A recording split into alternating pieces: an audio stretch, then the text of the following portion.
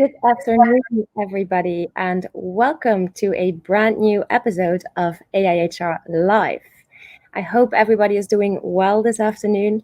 My name is Neelie Verlinden, and today I will be speaking with Fons Trompenaars about his latest book, The COVID-19 Survival Guide, Dilemmas and Solutions. Now, for those of you who don't know Fons is the creator of the Trompenaars model of national culture differences. He's most known for his book, Riding the Waves of Culture. And since the appearance of that book almost 20 years ago, Fons is also a professor at the Amsterdam University in cross-cultural management. He's also consistently ranking in the Thinkers50 Global Hall of Fame, which is a ranking of global leaders in management thinking. And today he's here with us. He has published his latest book a few months ago in May 2020, which is called the COVID-19 Survival Guide. And during the next 20 minutes or so, Fons and I will be talking about the COVID-19 Survival Guide and what organizations and HR can learn from this research, and also how it can shape their response to COVID-19 both now and in the future. By the end of the episode, we'll have about 10 minutes where we can answer as many of your questions as possible. So if during this episode you have any questions, please share them with us in the comments and we'll get to them by the end of the episode. But first, now it's time for me to welcome you, Fons. Good afternoon. Good afternoon, Neelie. Wonderful to be here. Yes, I'm very happy to have you with us. How are you on this very hot Thursday in the Netherlands? Just wonderful. I'm enormously spoiled by an airco, but it is almost unbearable outside. It's wonderful. At least you're staying cool for now, then. Yes. All right. I mean, I say let's get started with my first question for you, Fons, and that is one of the reasons that you're here with us today, which is your latest book. So can you tell us perhaps what triggered you to write this book? Yeah, Neelie, it's interesting. Obviously, in the beginning, our professional work collapsed in terms of traveling, doing keynotes, workshops. And then you're sitting at home and you look a bit at the sky and you say, what the hell can I do? So that's one reason, just a lot of freedom to write again. And the other reason is that, as you know, our work is especially distinguishing ourselves by others with dilemma thinking. And I've never seen so many dilemmas facing us since the pandemic became real. So I combined the two, a lot of time to write and a lot of challenges that we are facing. And that's how the book came along with an app. We worked also on an app so that people could test themselves in what we call the COVID-19 resilience. And the app gave us data on which we have based the empirical side of our book. Okay, fantastic. All right, so you already mentioned the dilemmas, of course. So a dilemma situation in which a choice needs to be made between two opposites that both have their advantages. One example of a dilemma is the choice between short-term and long-term, for instance. And then our cultural differences and values, they make the management of certain situations, like, for example, COVID-19, they make those situations more suitable, so to speak, for one culture than another. Can you perhaps explain how different cultures responded so far to COVID-19? Yeah, Neelie, we have distinguished in total 23 dilemmas, and we said, 23 dilemmas, that's a bit. So we focused on the 7 main ones, like, on the one hand, we need to comply to rules. On the other hand, we need to be flexible. Mm-hmm. One of the meta dilemmas is health versus economy, and high tech versus high touch. So we had many dilemmas that we tested by asking, how do you think you score on compliance? And a bit later on, how do you score on being flexible with the rules if circumstances so dictate? And those countries who score high on both, we assume they are reconciling the two. We ask the second question, what do you think people in your society, in your culture do? And so we had two scores, the individual scores and the group scores. And we did some correlational analysis. And to give you in a nutshell, on all 7 dilemmas, where we look at how well have individuals and nations reconciled those dilemmas, it correlated very significantly in all 7 cases with the number of deaths. And we have looked at exat death. In other words, it's very difficult. Cultures are in different stages, but we have looked at, now the best measure, namely, how many more deaths did you have compared to last year? And that excess mortality we took as a basis. Now, one of the surprising results is that by far number 1 and 2 are things that relate to the HR community, namely, what do you do in order to make sure that you combine learnings from the outside with learnings from your own society? And secondly, the quality of leadership, which we call servant leadership. And there is a bit of a, let's say, myth that in crisis you need a strong leader. Now, we have seen strong leaders and we have seen the results. They're disastrous. By the way, I'm not saying the opposite. You need weak leaders. No, you need servant leaders. And servant leaders combine listening with speaking, top down with bottom up. And we have found that that is confirmed by our data. Now, the question then becomes, what can HR do to make, let's stick to the organizational level, in combining outside signals with inside knowledge? And secondly, what can we do to increase the quality of our leaders? Yes, I think these are questions that we're going to be talking about in a little bit. First, though, I'd like to talk a little bit more about reconciliation. You just mentioned it very briefly, because you call the navigation of cultural differences, you call it reconciliation, right? Yes. And you even go as far as to say, I believe, that people might need a reconciliation competency. Now, I find this really interesting because you say this competency is required to solve dilemmas. Can you explain why you think this is so important, this reconciliation competency? And what you mean by it, perhaps first? Yeah, very much so. Obviously, we have been working 40 years on inviting people to understand cultural differences. And most people in my field leave you with great models, and you still have fights between the models and what have you. And then they say, and good luck. What we are saying, no, good luck is not good enough. Cultural differences, being corporate culture, disciplined cultures, gender differences, obviously national differences, will lead to tensions.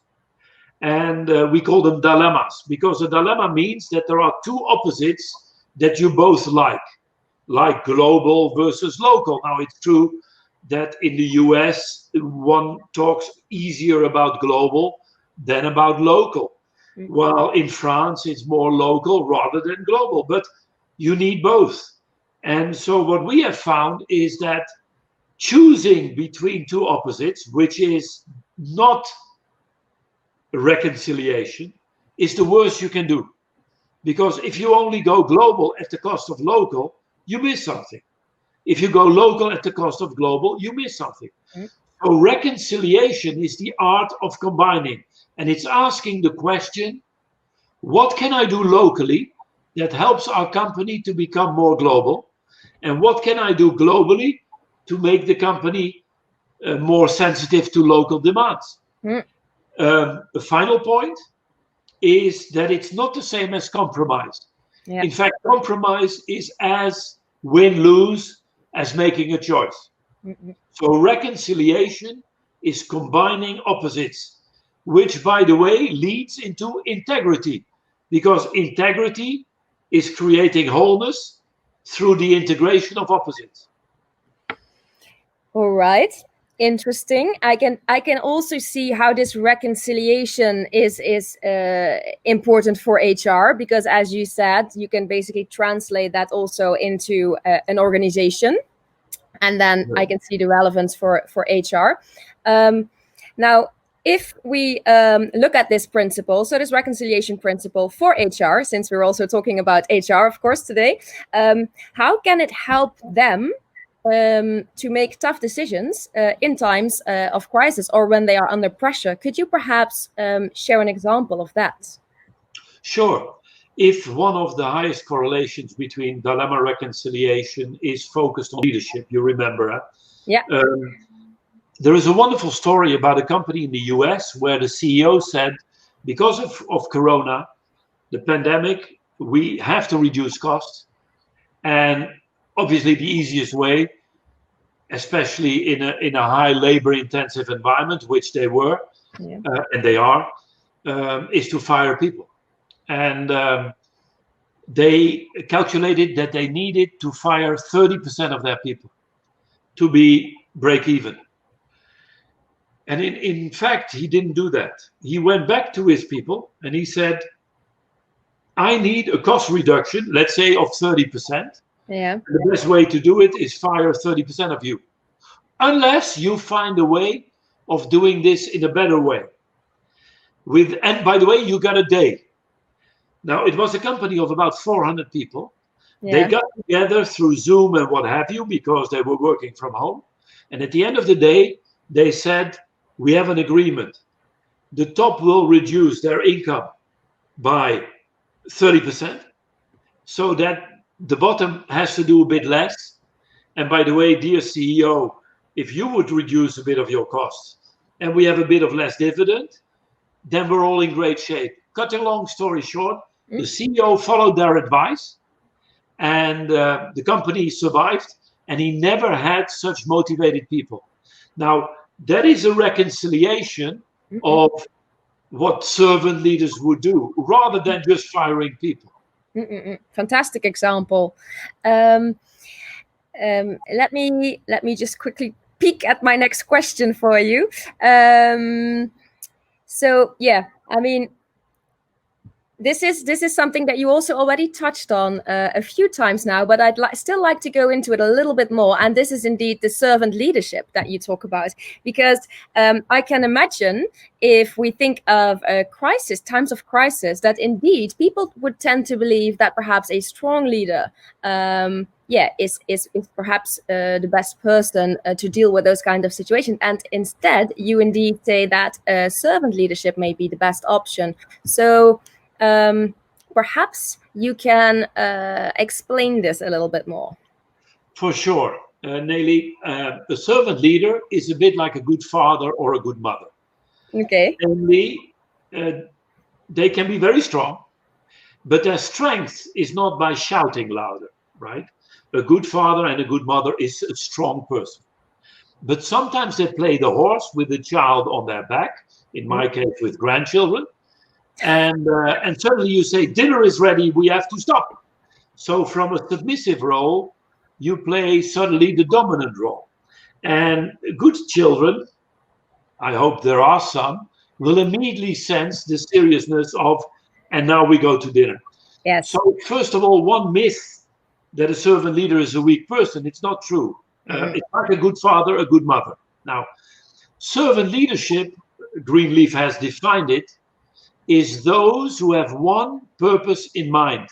How can I enable others to perform better? So a servant leader can fire people, but they do it out of tough love, right? Yes. Servant leaders always reconcile dilemmas like group solidarity and individual accountability. So a servant leader is a person that combines opposite and will therefore thrive on, and perhaps that's a nice quote, sophisticated companies I've seen are now going into what we call yin and yang values. Okay. And yin and yang values, I'll give you an example in a second, yeah, are values that are combining opposite in one sentence, rather than we go for collaboration. And we say, what about individual accountability? We go for innovation. What about, let's say, compliance? We go for ambition. What about prudence? Now, I'm quoting 3 values of a company called CDPQ. And during the financial crisis, they were almost going bankrupt because of their values. And they said, Mr. Trompenaars, we read an article by you and we implemented it. And the lady, Una Stock, a wonderful head of HR, showed me 3 pictures of elevators in the company.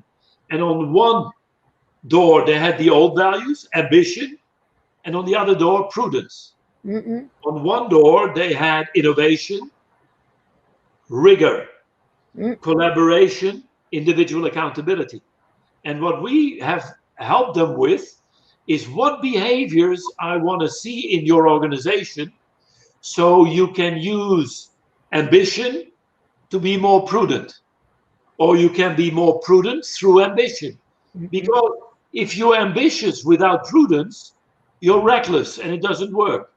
If you have prudence without ambition, you're a coward and it doesn't work. It's always the combination of values that works. And that's what servant leaders do. They bring together opposite values.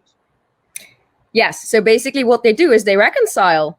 Exactly. Correct. Because if I take another example you just mentioned, like I imagine it's then you need individual accountability for better collaboration. And right. So okay. So servant leaders, they, well, like you said, also they listen very well, and they, I think, have an excellent feel for what's needed in a particular situation. And I think they're also, well, maybe not born reconcilers, but they're very good at reconciling. Very much so. We wrote a book, Servant Leadership Across Cultures, and it was born out of the fact that if you read the leadership literature, it is so culturally biased. You can smell the nationality of the author who wrote it. So you read the American literature with all due respect, but it oscillates from courage to caution, from vision to execution. You read a French book on leadership and it's all about, did you go to the École Polytechnique? Are you male and from Paris? Oh, grand patron. You read a Chinese book on leadership and it's all about yin, yang, Mao, Fao, Tao. And what we have thought about is what is a leadership model, philosophy that would work in a multicultural environment. And we found that servant leadership had all the icons of big religions: Christianity, Jesus Christ, Mohammed, Islamic. You can go on, Buddhism, Buddha, they're all servant leaders. And those are billions of people following them. Now, what I'm trying to say is that if billions of people believe beyond national boundaries that that is the way to go, I think you're pretty much going ahead. And we in HR, I'm from HR myself, we need to translate what can we learn from these icons. Had the Mandelas, after 26 years of jail, instead of saying, how can we kill these bloody whites? He said, what can I do to help South Africa? Now that's a servant leader. And he can be tough and he can be mild. And he combines the two. Yes. So what I'm interested in as well then is this reconciliation competency. I mean, I just jokingly said some people are perhaps born reconcilers, and perhaps that's true to a certain extent. But we talk a lot, of course, about learning new skills, especially right now. There's a very big skills gap, and etc. How would you say can people develop this reconciliation competency? Yeah, no. An idea about that. Nature and nurture obviously play a role. There are born reconcilers. And by the way, in our research, we now have a pretty large database where we measure reconciliation. It has 4 aspects. First of all, how good are you in recognizing diversity around you? Respect that diversity. The third R is the actual idea of reconciliation. And the fourth one is realization. Now, a little footnote, females in general are significantly, not a lot, but significantly better in reconciling than men. And I very often add, and in creating dilemmas. Yeah. I'm not sure if that is data backed. No, that's just experience. Yeah. Oh, okay. Yeah. 3 daughters and 2 dogs, female. I know enough. No, but without kidding, females tend to be a bit better than men, although they're very often forced in a situation where it's not male enough to make decisions. And again, the toughness in decisions of making a choice in a dilemma, as we can see some political leaders do, is not the most intelligent and the most effective.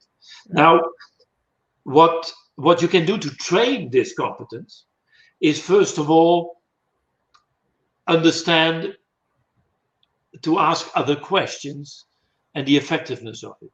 So if you just in a situation where there is a dilemma, and you will realize very soon that most complex problems are dilemmas. But we see them as complex problems. But if you then ask a couple of questions like why, you come to the core of why it is caused. And then you see, boom, it's a dilemma. And then you can be learning to ask the question, what can I do with value X to get more of value Y? Yeah? I gave some examples. Yep. Now, the art of asking the right questions is one that can help tremendously. Yep. Also in HR, you can create a context around you, and I'll give you some examples in a second, that forces you to become a better reconciler, a servant leader.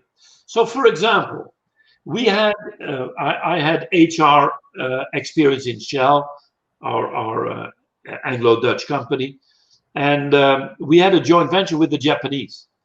And the Japanese were working together with Northwest Europeans, Americans, and they were complaining that all the bonuses were based on an individual outlook. Individuals got bonuses on their individual performance. And the Japanese were saying, but that's jeopardizing our team spirit. Yeah. So we said, now this is a multicultural team. How can we create a reward system that makes them work together and respect both cultures? Mm. So we said, I'm cutting corners. 50% of the variable pay will go to individuals under one condition: who's the best team player? And teams had to make presentations, what the team had done to make an individual excel. Mm-mm. Now, that is in reward systems a reconciliation. Yeah. And if you as a leader are forced to follow that reward system because you're part of it yourself, then the environment, the context around you will almost force you to think in reconciling terms. Yeah. Let me give you, if you allow, Neelie, another example. In Shell, we had 5 basic appraisal qualities, close to competencies, according to which we judge the quality of a person, yes, both in recruitment and in, if you like, the performance, the functioning type of talks we have. And the 5 were known as the AIHR system: helicopter, power of analysis, the A, imagination, sense of reality, and effective leadership. Okay. And I did a correlation analysis and combined it with the potential of people, which was also measured. And out of multivariate analysis, let me not be too complex, but we found that only 2 out of the 5 were correlating in our research site in the north of Amsterdam. And that was imagination, but a negative correlation. Yes. Wow. Okay. And power of analysis. Now, the others didn't correlate. And then we said, wow, the more imagination you have, the lower your potential. But that the system was not meant like that. But, you know, there was an argument, imaginatory people are creative, so they get less hay points because their accountability is lower. So yeah, that's explainable. Then we did the same in Germany, and effective leadership was number one, and sense of reality number two, and the others didn't correlate. In France, imagination scored positively as number one. Okay. And we said, oh wow, there is a cultural bias in the performance appraisals. Yeah. So what we did, cutting corners again, we had 3 dual axes: imagination on one, sense of reality on the other. Yes. We had power of analysis, power of synthesis. And they said, oh, but that's the same as helicopter. Yes. So we had helicopter 1, helicopter 2, and the third one, the local company of Shell could guess what they used.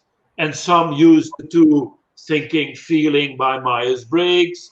Same problem. They're bipolar scales, awful. We need to use them as dual axes. And then people scored on a grid 10 by 10. Then the correlations in every culture were significant and high on the potential measured by independent sources.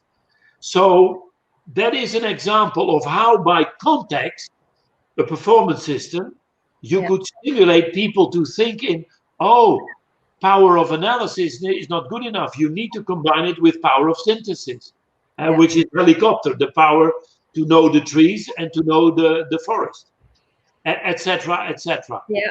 So training, asking the right questions, forming a culture where you're inviting to think in dilemmas, and that dilemmas are okay, and creating a context by your models. Don't forget, most of our models are bipolar, not inviting for reconciliation. No. And the worst models are Myers-Briggs and all that stuff. Are you thinking or are you feeling? Yeah. Are you introvert or are you extrovert? You need to combine. Yeah.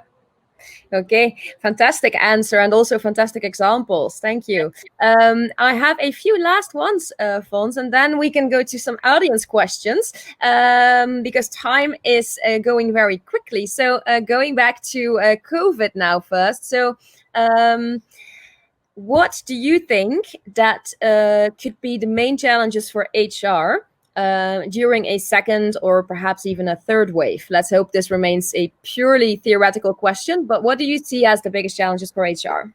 Yeah, and by the way, I think part of the answer is beyond Corona. We will have other crises, and some are relevant in all kinds of environments that are tough.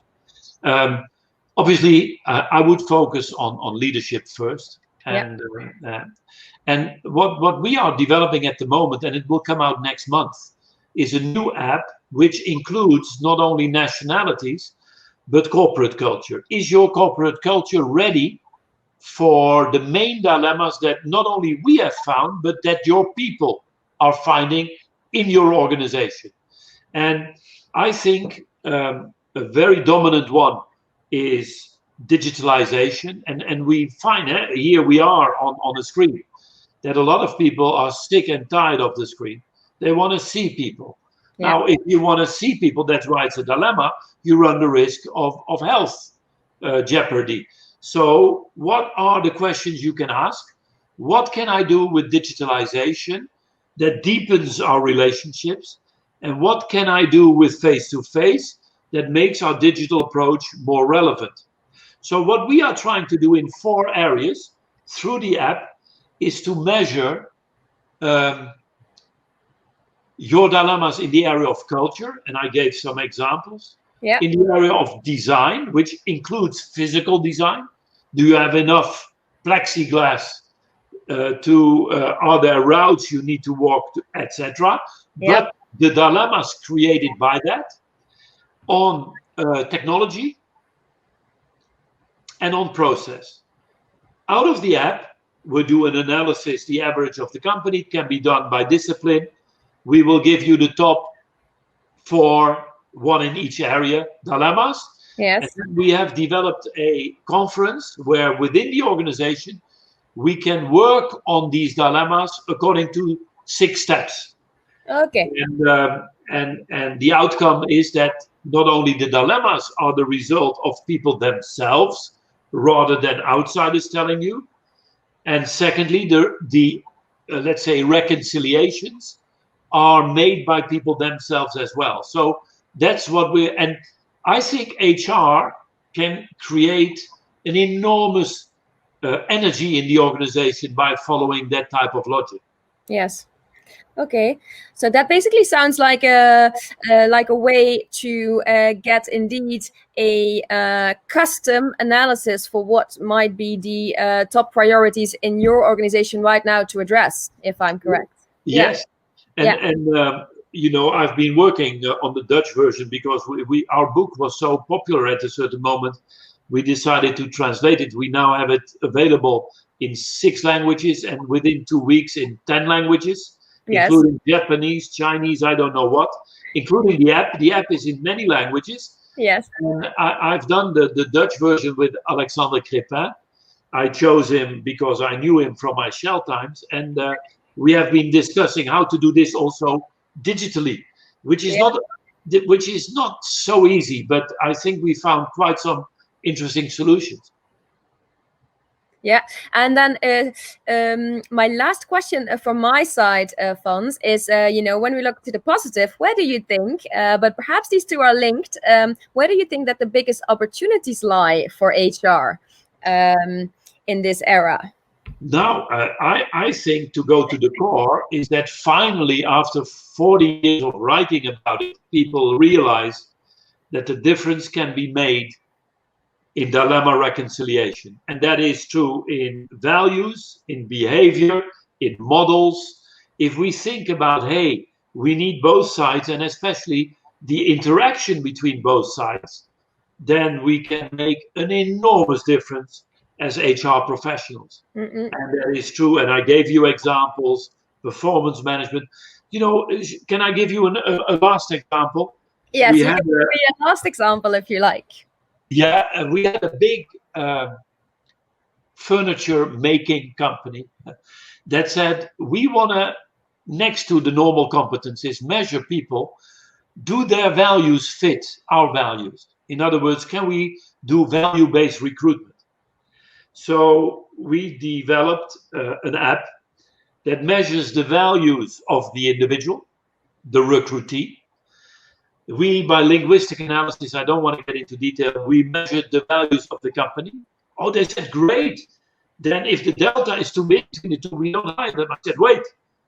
The most interesting people are those with the difference, but that have a competence to reconcile those differences, because then you enrich your company's culture by the opposite.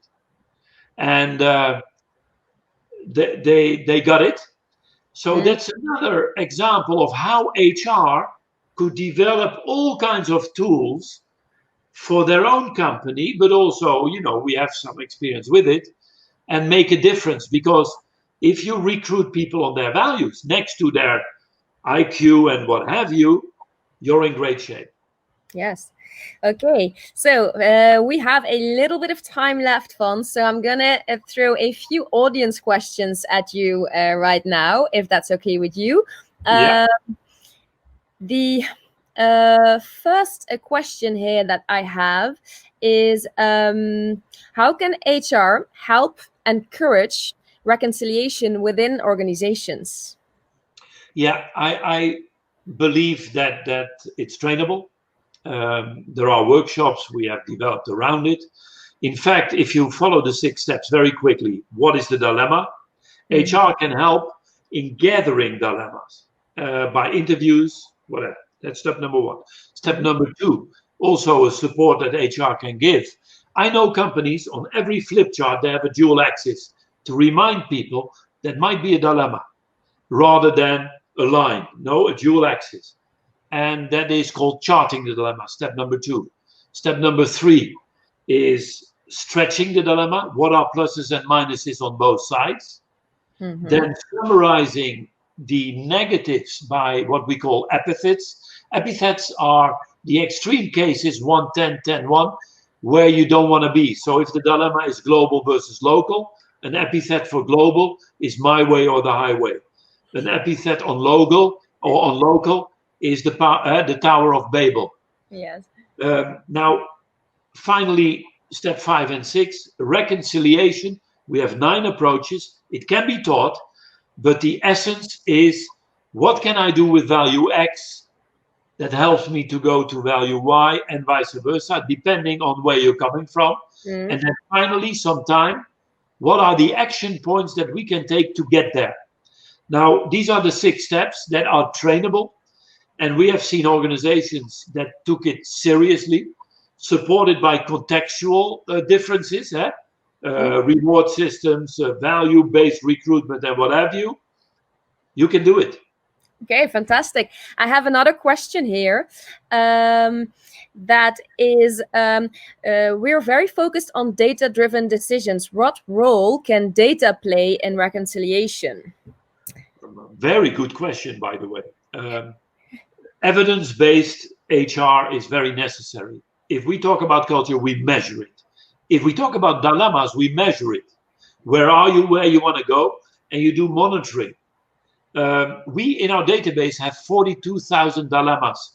We did linguistic analysis on them, and now we're getting into artificial intelligence so that we can really quantify the type of dilemmas that are raised in HR, in marketing, in what have you. So, but let me keep it simple. If you look on a grid of 10 by 10, where are you on the chosen dilemma you want to work on and where you want to go? We can quantify how much money will that raise you extra in either revenue or in profit. And you do this half a year later. Have you made progress on where the dots are, where you are, and where you want to go? So these are all examples of quantification of the fluffy area of culture. Fantastic. I think I'm going to ask you one last audience question, Fons, and then we're going to wrap up because I know you're a busy man as well. I have here the one last question, and okay, that's about servant leadership. So you mentioned earlier a myth about servant leadership. That's correct, you did. Is there another one? Can you share another myth perhaps about servant leadership?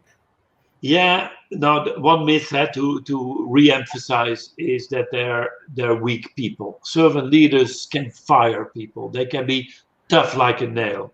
Okay. Yeah. Another myth is that servant leadership is another passion, like agility, another passion.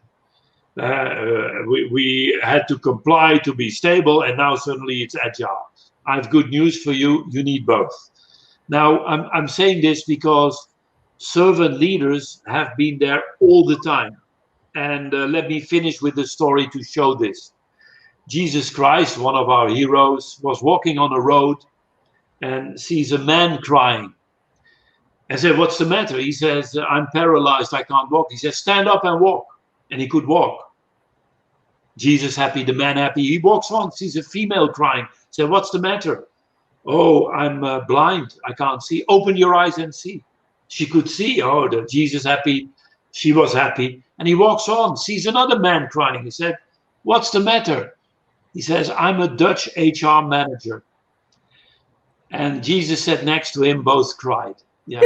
Now, this is the other myth in the servant leadership, namely that it's all about miracles. No, it's very simple. Play the role you do with your children. And with your children, you can be tough and you can caress them. And you know exactly when. Within the context of unconditional love, you can be tough like a nail. That's servant leadership. Fantastic. Thank you, Fons. So now, before I'm going to say goodbye to you, there's one last thing, because you already mentioned the app. So as you can see now, the app is on the screen, and my colleagues will be sharing the link with you in the comments on LinkedIn for everybody who's watching. But so, Fons, could you just briefly say perhaps that, so we're talking about the resilience test here, right? Yes. Is there the resilience test is a free app. It gives you your individual resilience score, and click on every button you can because there's a lot of feedback. We use those data, obviously anonymously. The only thing that we would like to use is your nationality. So we look at the data so we can increase and show progress. That's longitudinal research. That's why it's an ebook that you can read about, both Amazon or Kobo. You will see that through this link. And we're working now on the next version of the app, which is more corporate. It has the old questions, but it will look at what about your organization, plus you remember design, process, and technology as other areas of possible dilemmas. All right, fantastic. So then, Fons, now from me to you, a very, very big thank you for being here with us today and for sharing your experience and your enthusiasm. So thank you. And then I would say stay cool during this heat wave here in the Netherlands. Yes, thank you, Neelie. It was a pleasure to have that dialogue with you. Thank you. Have a nice day, Fons. Bye. Thank you. Bye-bye. So from me to you as well, thank you very much for tuning in to another episode of AIHR Live today. I think if there's one thing that we've learned from the COVID era, it's that it's important to learn new skills and at a faster pace perhaps than before. So if you are interested in learning the most in-demand HR skills, you may want to take a look at our courses at the AIHR Academy, and you can find all the information about the courses and how to sign up on AIHR.com.